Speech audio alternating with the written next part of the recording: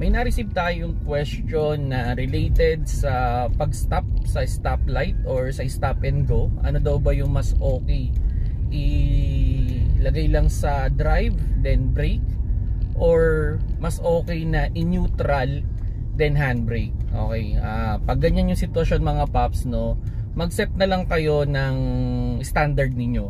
Ako, for example, kung alam ko na less than a minute lang naman yung pag-stop,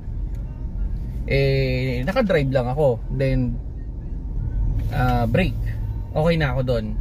Then pag sakali naman na alam ko na yung stop ko is more than a minute, so doon ko na pinag-iisipan na mag-neutral, then handbrake, para makapagpahinga yung pa ako. Yun lang naman yung pinaka reason ko doon, kasi sa totoo lang, hirap naman i-hold ng brake natin ng sobrang tagal. So mapapagod yung paa ninyo kagad. Then ang reminders ko lang dyan, wag nyong ilalagay sa park kung sakaling hihinto lang naman kayo ng sandali. Okay, ang idea kasi dyan, nilalagay natin sa park kung halimbawa yung talagang sobrang tagal na paghinto natin, na mawawala tayo sa focus sa pagdadrive, or kung bababa tayo, or kung papatayin natin yung makina.